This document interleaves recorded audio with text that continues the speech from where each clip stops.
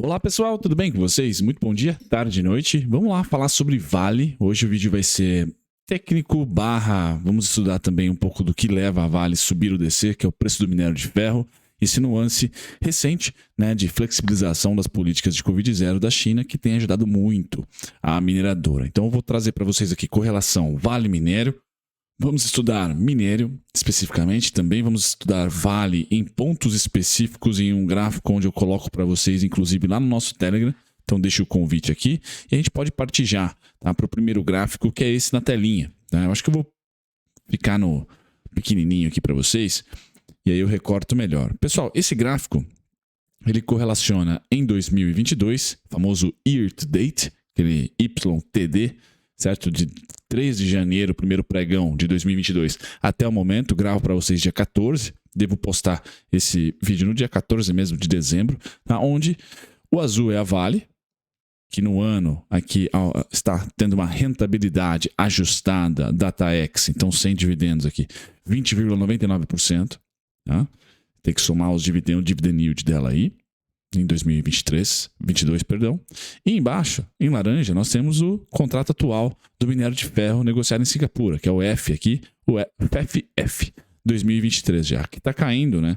O consolidado é o contrato atual, é o F, mas esse histórico de preços contempla todos os contratos com aqueles ajustes com a rolagem, certo? Então aqui em torno de 11% negativo é a apreciação, a depreciação, na verdade, do minério de ferro em 2022. O que isso quer dizer, pessoal? Provavelmente, a não ser que a expansão do consumo do minério seja maluca, tá? Mas a Vale terá um termo de troca, certo? Terá uma venda e essa margem de 2023 tende a ser pior do que 2021, principalmente, e talvez igual que 2022. Minério de ferro no ano de 2022 caiu, pessoal. Continua em queda. Temos ainda alguns pregões até o Papai Noel, até o final do ano, né? Mas por hora, minério de ferro, então, 11% negativo, enquanto a Vale reflete ali 20% positivo. Qual foi o único momento neste ano de 2022 que a Vale conseguiu colocar esses 20%, 21% de rentabilidade, mesmo com o minério caindo, pessoal? Esse momento está representado para vocês pelas setas verde e vermelha. Verde para Vale, tá? E vermelha aqui para o minério. Esse período foi muito próximo ali. Posso até colocar aqui esses dois grandes períodos aqui, tá? Muito próximo do fim da batida de martelo da nossa PEC da eleição. Então, não que a PEC da eleição tenha colocado algum tipo de movimento especificamente para o mercado da Vale positivo, fiscal expansionista foi positivo para a Vale naquele momento. Não, quase que nada. Vale exportadora, então o fiscal dentro do país não necessariamente vai movimentar as commodities, as empresas exportadoras, vai movimentar o ICOM, o IMOB, as empresas que aqui negociam os seus negócios, tá? Os seus produtos e serviços, e depende da demanda doméstica para crescer ou regredir. No caso da Vale, não. Mas ela começou a destoar, tá, da correlação minério de ferro em um único momento em 2022, pessoal. Vejam que o gráfico de ambos aqui andaram juntos até agosto, setembro. Então aqui nós podemos colocar trade eleitoral, podemos colocar PEC. Alguns eventos domésticos naquele momento beneficiaram a Vale. Eu não vou saber dizer qual que foi a ciência ali que beneficiou a Vale, que trouxe para o ativo a manutenção de uma mínima feita em julho. Azulzinho aqui não rompeu julho, eu vou trazer isso no gráfico da Vale, e subiu. Enquanto que o minério de ferro, nesse momento, tá, rompia. Naquele momento, perdão, rompia fundo. E a Vale, na verdade, rompia topo. Ela inverteu, então. A correlação deixou de existir do mesmo lado. Certo? Começou a ser uma correlação inversa. Negativa. Que é muito louco. E que não é sempre assim, como eu trago para vocês. O normal é ter Vale e minérios andando na mesma direção, como é agora. Tá? O movimento atual, apesar da Vale estar 20% de alta, 21% praticamente, e o minério apenas a queda de 11%, pessoal, mas o movimento é correlacionado. Um subiu, o outro também. Tá? Então, atualmente, a disparidade na rentabilidade ela é gigantesca. Um cai 11%, o outro sobe 21%. Tá? Aqui pode ser dividendos, aqui pode ser PEC, aqui pode ser eleição. Tudo envolve ali uma grande blue chip, pode ser gringo, investindo em Brasil para o ano que vem. O trade de reabertura da China. Vale foi na frente do minério. E essa descorrelação, pessoal, pode continuar. Tá? Pode continuar. Tá? Eu só quero dizer que caso o minério de ferro, por exemplo, agora, segunda quinzena de dezembro, janeiro, lateralize, pare de subir, a Vale pode cair.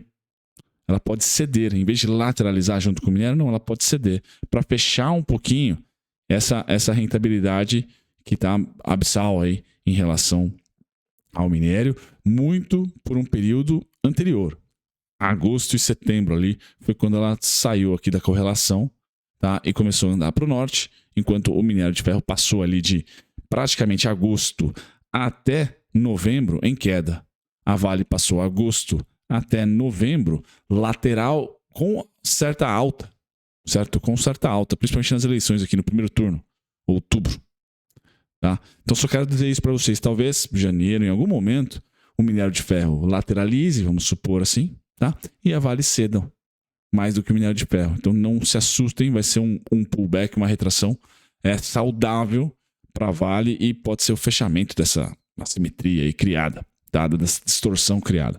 Minério de ferro, pessoal, esse aqui é o gráfico que eu trago para vocês, o gráfico semanal. Tá? Então tá na telinha ele cheio para vocês aí o gráfico semanal. E a ideia eu quero trazer para vocês que ele volta ao meu cenário base. Então eu passei aqui 2 semanas errado para baixo. Então o meu cenário base aqui não conseguiria romper ali os 88, os 93. Tá? Agora eu tenho uns 81 também. Não conseguiria em 2022. Tá? Como também eu passei em boa parte aqui, vamos colocar 1, 2, 3, 4, pessoal, praticamente um mês e meio, errado na parte de cima. E o meu cenário não era que o minério de ferro ultrapassaria aqui os 139, 133. Tá? E ele passou um pouquinho de tempo lá. Então foram esses 2 momentos que eu, errei, que eu olharia para vendas na Vale aqui. Tá? E agora vocês devem estar... E quem acompanha o canal conseguiu pegar os 61 da Vale lá, que eram as compras. Tá? Porque na minha opinião, no meu viés, no meu cenário base, o minério de ferro fica entre esses 2 grandes números. Tá? Principalmente em 2023. Os 88,15 agora é um grande suporte. Tá? E o 133, o VWAP lá 128 agora, né? O 139, são regiões máximas ali que eu olharia para vender. Commodities para mim em 2023... bem travado, pessoal. Um equilíbrio muito grande em comprador e vendedor. Eu acho que a Vale está muito próxima de encontrar o fundo para 2023. Acredito nisso. Tá? Entre 88 e 81. Não tenho para 2023, pelo menos no primeiro semestre, uma continuação da queda. Embora se as economias não crescerem, não começarem a cortar juros e etc., a inflação não ceder razoavelmente para a gente ter corte de juros, muito provavelmente o ciclo das commodities pode ter mais uma pernada de queda, que seria natural, com a política monetária ainda restritiva, vamos colocar para o segundo semestre de 2023. Ainda os bancos centrais apertando juros, por exemplo, ou tendo manutenção de juros e fiscal desligado. A gente pode ter uma depreciação aqui. O que não acontece na China, mas o mundo inteiro está assim. Então acho que a China acaba não sendo tão grande para sustentar o mundo nas costas. Tá? E aí eu tenho para o minério de ferro no médio prazo, ou seja, pós primeiro semestre de 2023, novas quedas, até 61,85, 56,65, com a condição, mundo ainda contracionista. Se o mundo voltar a ser levemente expansionista, esse 61 vai virar pó. A gente deve ficar brigando entre 88, 81, até os 133, 139. Tá? Então, de novo, eu vou ter a manutenção do cenário base de 2022 para 2023.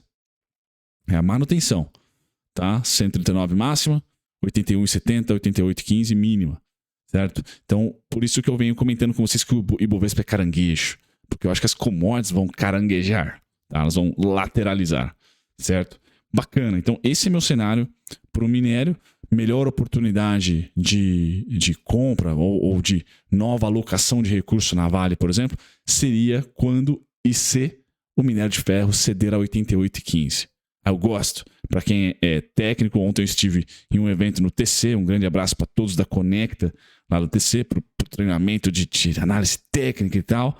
E falou-se em algum momento, perguntaram sobre regiões bipolares, pontos bipolares. Pessoal, é 88 e 15 no minério, tá? Ele de cima para baixo, suporte, certo? De baixo para cima, resistência. Quando rompido, vira suporte. Resistência aqui também. Quando resistência, lá. Quando rompido, suporte. Tá? Tentou aqui funcionar de certa maneira como suporte um pouquinho mais acima, mas tudo bem, é uma região. Agora, se vier de cima para baixo novamente, volta a ser suporte, tá? Volta a ser suporte. Beleza? Então, esse é o cenário que eu tenho pro minério, que é a nave mãe aí da Vale.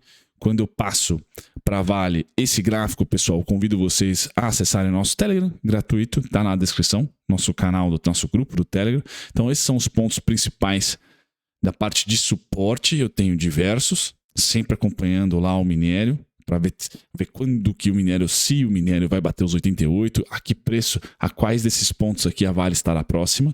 Então, esses são os pontos bem estáticos que eu tenho para esse momento, dezembro e janeiro.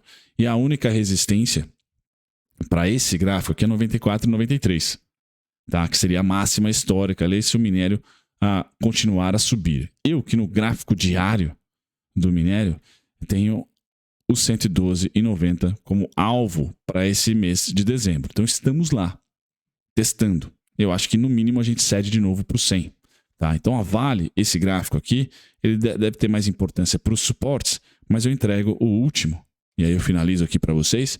Esse gráfico tem todos os pontos, tá? Todos os pontos, nada saindo do radar. E ontem foi estudo de caso do treinamento. Pediram a minha opinião sobre quando será a melhor oportunidade de compra da Vale. Tá aqui, ó. É esse contexto que eu precisei, né, para responder.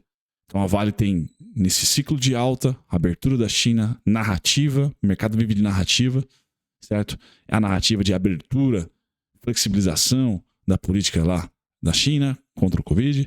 Então a Vale cedeu no máximo entre 12,5% a 13%. Tá? Entre 12% e 13%.